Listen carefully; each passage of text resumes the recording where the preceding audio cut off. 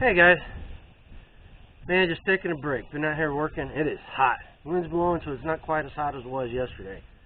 In fact, I worked all day yesterday. Well, not all day. I lost 3 hours in the afternoon because I tried powering through once the heat set in. And man, that was the wrong thing to do. I got tuckered out. I had to go inside and lost about 3 hours trying to recuperate. So I guess it's like that all over the place. There's all kinds of people complaining about it yesterday or commenting. So take care of yourself. That's not why I'm here to make this video. This video is about skill sets, and I want to extrapolate on a comment that I made last night on Danny and Wanda's live chat from a Deep South homestead. So stick around. Be right back. We'll talk about it.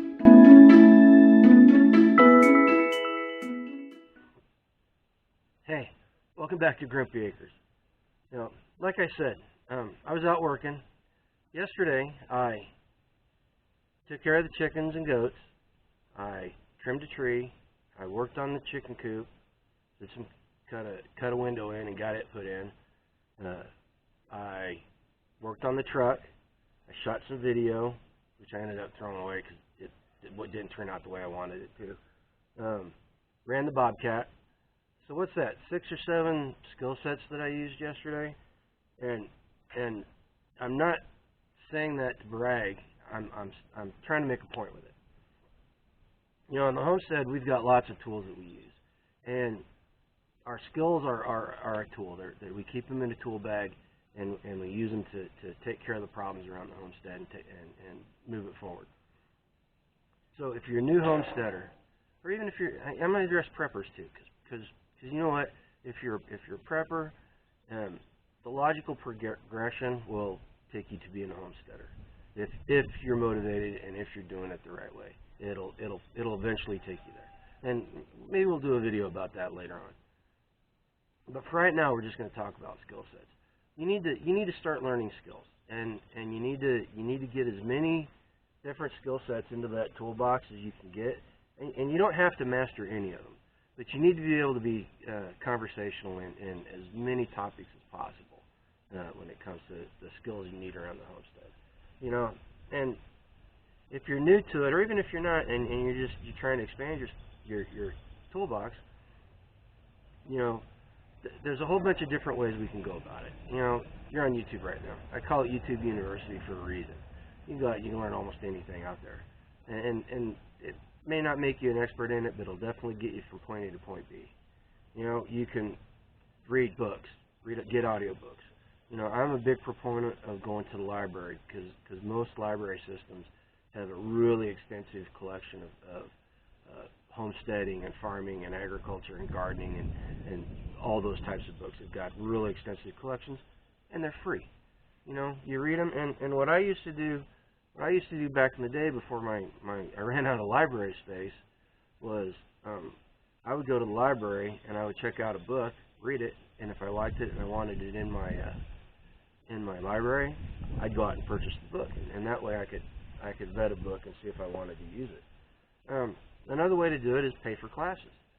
You know, there's a lot of people out there that are willing to exchange money for knowledge, so go out there and find classes in what you want. You know, there's foraging classes, there's gardening classes. I paid to get my permaculture design certification. You know, because it's something I wanted to learn about permaculture, and then I thought maybe I'd start a permaculture business at some point, which, as I said in the video a couple times ago, we're moving forward on that. It's kind of exciting. But you know, so you can go to classes. Your county extension. If you live in America, we've got these things called county extensions, and they're just government offices, usually tied in with one of the state universities or something, that will give classes and do stuff like that, and they'll teach you how to do different things related with agriculture. Or you know, you can apprentice. Billy Bond from Pasture Farms tells a fantastic story. You know, he's a very accomplished butcher, and he learned to butcher at the local pig in North Kansas City, which is arguably the best butcher shop in the entire Kansas City metro area. At least it used to be. I don't know how it is anymore. But he learned from a very good very good butcher, and the way he did it was he went into their shop, told them he wanted to learn. They said no, and he just stuck around until he wore them down and said, okay, fine, we'll teach you how to do it. And now he's going around the country teaching butchering classes. You know, I saw him at the festival this weekend, and he gives a fantastic class. You know, so you can do that. You can apprentice, and if somebody doesn't want an apprentice, don't take no for an answer. You know, I thought about doing that with butchery a long time ago, and I never had the gumption or the bravery to go do it that way. But you can do it. It's one option for you to do it. So, you know, there's a whole bunch of different avenues you can go to get new skill sets. Identify the ones you need, the ones you're deficient on.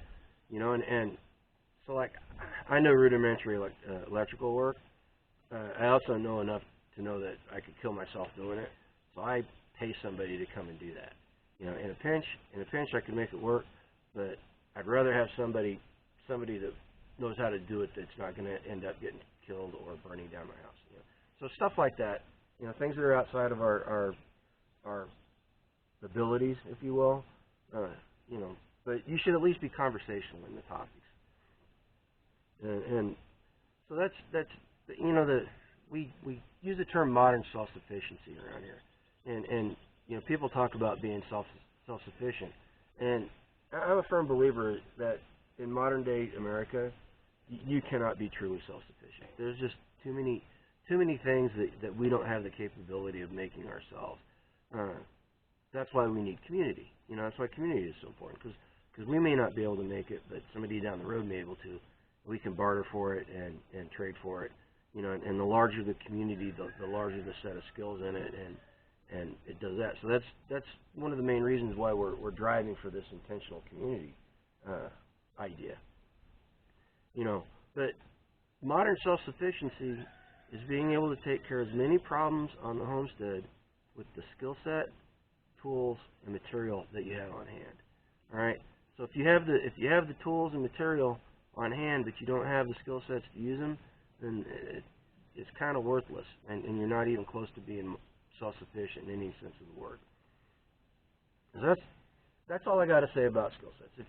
If you're out there and you're new to the game and you're just learning to get in, then knowledge doesn't weigh a thing. You can carry it around with you everywhere.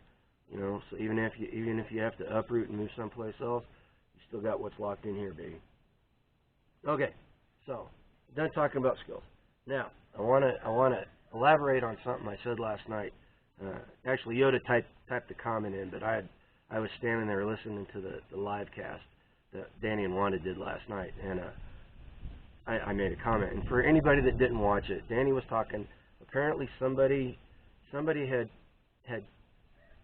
put a chat message in about starting over, and Danny said, you know, it may be too late for you to start over. You know, if you're living paycheck to paycheck, you know, it just may be too late. You know, because things are happening so fast in the world. And I made the comment. I said, when my freedom is on the line, it's never too late. And you know, I was kind of flippant about it, but I started thinking about it later on, and you know, I agree with Danny and Wanda in principle on that. You know, if you're living paycheck to paycheck and you're eyeball deep in debt, you know, up and quitting is probably not a very viable answer for you unless you're extremely driven. You know, first thing to getting your freedom is getting out of debt, and you get out of debt by paying it off. Right? You don't get out of debt by dumping everything, moving to a homestead when you know absolutely nothing about it, or if you're having to start over from scratch like we are.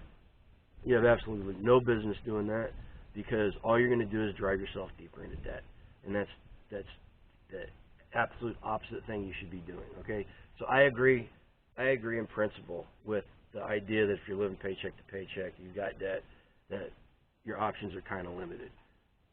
But, and here's the but, everybody loves my buts. If your freedom's on the line, or your personal sovereignty's on the line, sometimes we have to make some very hard choices. and we have to make choices that are uncomfortable. We have to make choices that are scary, and we have to make moves that are dangerous. All right? You have to decide, how much is my freedom worth? How much is my personal sovereignty worth? Am I willing to give everything up to go pursue a life done free? Now, I'm not going to lie. I'm not going to lie, guys. I can say that from a position of comfort. You know, as much as I say the decision to make this move was scary and it was a big step and we lost all the potential income, blah, blah, blah. You know, in the end, we had done the work on the front end because like I said in my why I do this video, I saw this coming a long time ago, and I started trying to move us in a direction so that if and when the time came where we had to make a decision like that, we had a lot of options. All right? If you haven't already taken those steps to give yourself lots of options, and it's getting critical for you now, yeah, you may have to pull the trigger on an option that is not optimal, an option that has way more risk in it than you feel comfortable with. But that's a personal decision, and that's up to you guys. If your freedom is worth that, and you can do it without going into debt, and when I say you can't do it without going into debt. I know people personally, and I guarantee you that if you're one of my subscribers, you are either subscribed to some of them or you've seen them on our channel talking to them. That they gave up everything. They quit. They didn't have the money to buy property. They got into an arrangement with some other people, and now they're living debt-free. They're living almost off the grid. They are so far along the freedom trail, it's not even funny, you know. But it took them a long time to do that. There were a lot of setbacks. There were a lot of heartaches and hassles that they had to go through, you know. But they pulled the trigger, and they did it. And that's one way you can do it, you know, go in with another couple, you know. If you're willing, if I didn't think Angela would smother me in my sleep, I would have said, let's buy a travel trailer and park it on a piece of raw property and start from scratch like that, instead of buying this place. But that would have gone over like a lead balloon. I'll be honest with you. But and quite frankly, I'm old and I like ice and bananas and my comforts. Okay, and those you go into those austere settings like that, and those become hard to come by. But you know, anybody that does it that way, man, my hat's off to you. That's the pioneerism. That's the modern day ethos of pioneerism in action right there. So if you've done that, go ahead and leave a comment down below, man, so we can know that you did it, and I will give you a shout out on the next video that I do, because I got nothing but deep respect for people that have the courage and the wherewithal to do something like that. And the ones, the people that live in tents, man, those people are like way up there on that freedom scale in my book. You know, we met a couple in Colorado that had upgraded their living conditions. They were living in a 4-wall tent where they'd lived in a teepee for 2 years, and they were at 7,000 feet where they got 500 base inches of snow every year. You know, but they were living. They owned their property. They had their own business, and they were living life on their terms. Anyway, that's all I got. There's a nice breeze out here. I'm sitting in the shade, so it's not nearly as hot as it was yesterday. I'm gonna go get some more fluids in me, and I'm gonna get back on it and see what I can do before it gets too hot out here. So, till next time, guys, think about what skill sets you need. If you guys got any other ideas on how to obtain skills, man, drop them in the comments below. We need to share that kind of stuff. You know, share this video out with anybody you like. If you like our content, go ahead and click the notification bell. If you've made it this far and you're one of our new subscribers that we've gotten in the last week or so since the festival, man, welcome aboard. We're so excited to see you guys here. This is still a work in progress. We're still learning how to do all this stuff, but we're trying to do the best we can for you, and we hope you stick around. All right. Till next time, guys. Go out there, be safe, get your skills, go pursue a life done free.